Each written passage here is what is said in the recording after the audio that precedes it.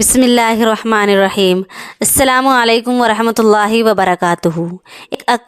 एक दफ़ा अकबर बादशाह महल में आराम फरमा रहे थे कि अचानक बाहर से शोर की आवाज़ आई। अकबर बादशाह ने वज़ीर से कहा कि मुहाफ़िज़ों को बाहर भेजो, पता करो कि इतना शोर क्यों है। जब वज़ीर बाहर गया तो देखा कि चंद आदमियों ने एक बूढ़े आदमी को पकड़ा हुआ है, चंद औरतें भी उनके साथ हैं और इस गांव का काजी साहब, जिसके सर पर सफ़ेद पगड़ी थी, हाथ में डंडा लिए सामने खड़ा था। मुहाफ़िज़ों से इस बात का मुतालबा कर रहा था कि हमें अकबर बादशाह से मिलने की इजाज़त दी जाए। मुहाफ़िज़ बार बार कह रहे थे कि बादशाह सलामत इस वक्त आराम कर रहे हैं, वो आपसे मिल नहीं सकते, लिहाजा तुम यहाँ से चले जाओ। वज़ीर वापस आकर बादशाह को सारी सूरत हाल बताई कि काजी साहब जो कि इस गांव का है वह आपसे मिलना चाहता है। अकबर बादशाह ने वज़ीर को कहा कि मुहाफ़िज़ों के पास जाओ, उनसे कहो कि काजी साहब को अंदर आने की इजाज़त दी जाए। वज़ीर इस काजी को लेकर अकबर बादशाह के कमरे में आ गए और बाकी हुजूम को मुहाफ़िज़ों ने बाहर ही रखा।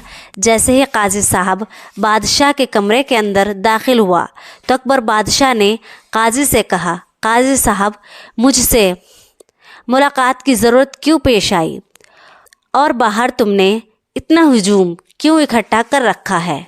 ये सुनकर काजी साहब सर झुकाते हुए कहने लगे कि बादशाह सलामत, मैं इस गांव का काजी हूँ।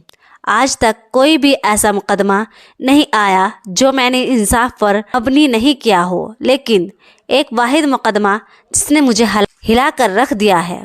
अकबर बादशाह ने पूछा, बताओ कौन सा मुकदमा है।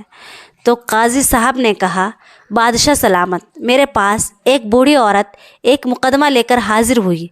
उसके साथ एक नौजवान लड़की थी। इस बूढ़ी औरत के शौहर को गांव के लोगों ने पकड़ा हुआ था।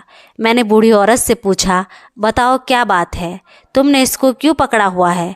तो बूढ़ी औरत ने कहा कि ये बूढ़ा आदमी मेरा शौहर है और ये नौजवान लड़की मेरे बेटे की घरवाली है।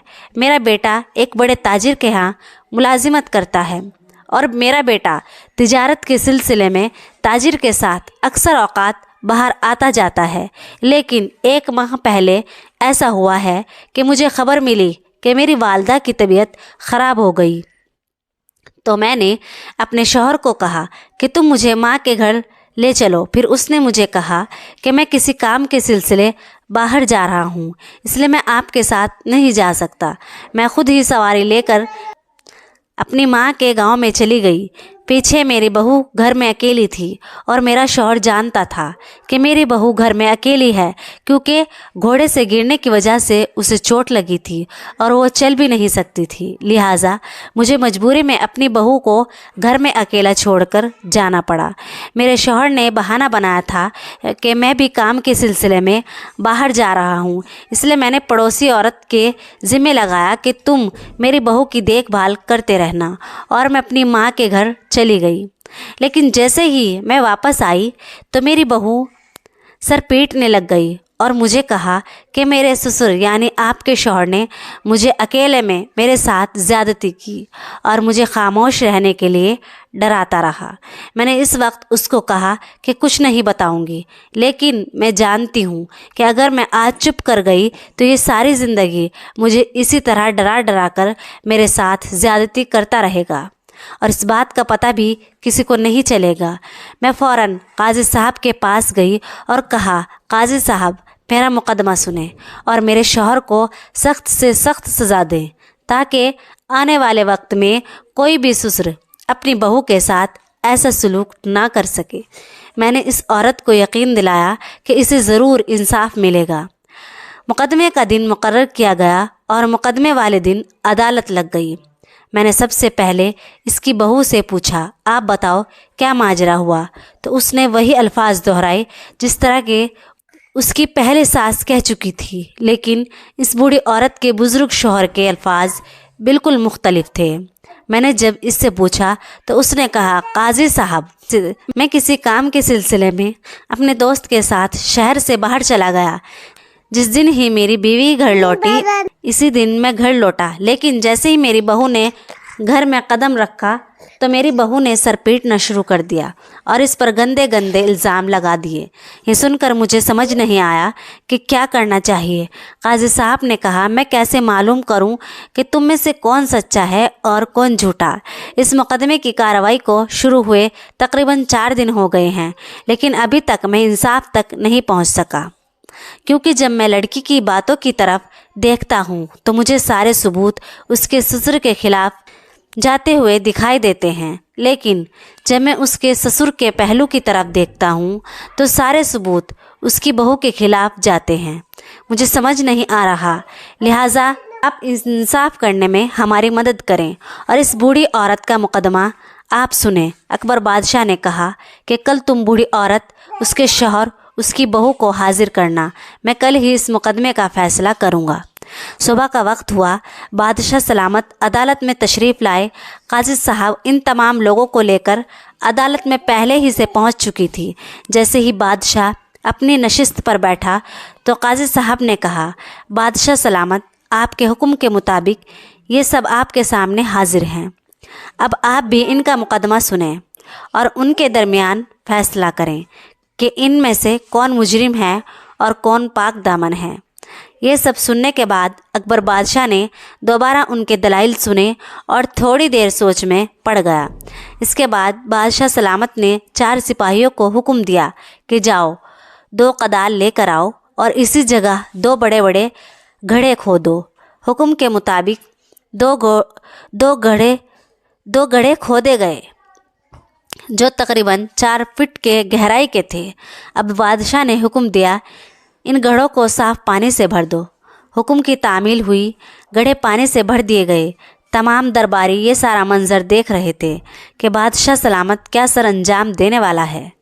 किसी की समझ में कुछ नहीं आ रहा था कि बादशाह सलामत मुजरिम को पकड़ने का कौन सा तरीक़ा इख्तियार कर रहा है।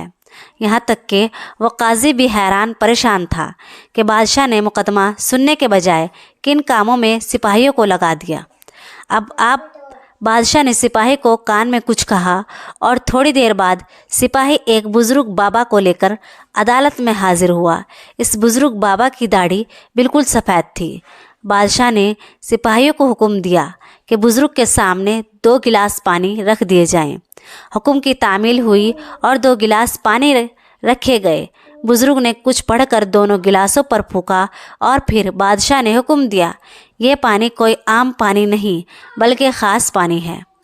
ये पानी अपने अपने घड़े में डाले। जैसे ही ये पानी खुश्क होगा, इन दोनों में से जो भी मुजरिम होगा तो उस घड़े का रंग सुर्ख होना शुरू हो जाएगा। बादशाह ने हुक्म दिया कि इन दोनों को घड़ों में खड़ा करके जिसके घड़े का पानी सुर्ख हो उसका सर फ़ौरन कलम कर दिया जाएगा और उसके बाद किसी भी दलील की कोई गुंजाइश नहीं होगी। बादशाह ने जल्लाद को हुक्म दे दिया कि पानी डालने के फ़ौरन बाद इन दोनों की गर्दनों पर तलवार रख देना और जिस घड़े का पानी सुर्ख हो उसका सर कलम कर देना, क्योंकि वही मुजरिम होगा। अब लड़की और बुज़ुर्ग के चेहरे पर परेशानी के तासरात थे और वो हुजूम को अजीब नज़रों से देख रहे थे। बादशाह सलामत के हुक्म के मुताबिक इन दोनों ने वो पानी अपने अपने घड़े में डाला और जल्लाद उनकी गर्दनों पर तलवार लेकर खड़ा हो गया। अब थोड़ी देर गुजरी थी कि इन दोनों के जिस्म से पसीना निकलना शुरू हो गया, क्योंकि दोनों सोच रहे थे कि अगर मेरे घड़े का पानी सुर्ख हुआ तो ये जल्लाद फ़ौरन मेरा सर कलम कर देगा। दोनों को अपनी अपनी मौत नज़र आ रही थी। अभी चंद ही लम्हे गुजरे थे कि पानी खुश्क हो रहा था। जैसे ही पानी 1 फुट की गहराई के करीब हो गया तो इस लड़की ने चीख कर कहा कि बादशाह सलामत, मेरी जान बख्श दी जाए, मैं आपको सच सच बताती हूँ। जल्लाद ने अब तलवार उनकी गर्दनों से हटा दी और उसने कहा, बादशाह सलामत, मैंने अपने ससुर पर गलत इल्ज़ाम लगाया है। इन सब के पीछे मैं हूँ। बादशाह ने पूछा, तुझे शर्म नहीं आई कि तुमने इतना बड़ा इल्ज़ाम लगाया? तो लड़की ने कहा, बादशाह सलामत, मैं अपने चाचा के बेटे से बहुत मोहब्बत करती थी, लेकिन अपने ससुर की वजह से, जिसने मेरे प्यार को पैसों का लालच देकर अपने बेटे के साथ शादी करा ली और उसने मुझे मेरी मोहब्बत से जुदा कर दिया। मैंने इस दिन से ठान लिया था कि इस बूढ़े ने मुझे अपनी मोहब्बत से दूर किया, मैं इसको अपने घर से दूर कर दूंगी। اور اس لیے میں نے موقع پا کر اس پر یہ گھناؤنا الزام لگایا۔ بادشاہ سلامت نے کہا کہ کسی پر غلط الزام لگانا بہت بڑا جرم ہے۔ اس کے بعد بادشاہ نے اس عورت کو سخت سزا سنا دی اور اس بوڑھی عورت کے شوہر کو باعزت بری کر دیا۔ عزیز بہن بھائیوں، امید ہے کہ آپ لوگوں کو بادشاہ اور اس ایک عورت کی یہ ویڈیو اچھی لگی ہوگی۔ اگر آپ لوگوں نے بھی ابھی تک چینل کو سبسکرائب نہیں کیا تو چینل کو سبسکرائب کریں تاکہ اسی طرح تاریخی اور سبق آموز ویڈیو آپ لوگوں تک پہنچتے رہے۔ بہت بہت شکریہ۔ ایسی ہی ویڈیو پانے کے لیے چینل کو سبسکرائب کرنا مت بھولنا، لائک کرنا، شیئر کرنا اور کمنٹ میں بتانا کہ ویڈیو کیسی لگی۔ ملتے ہیں نیکسٹ ویڈیو میں، تب تک کے لیے اللہ حافظ۔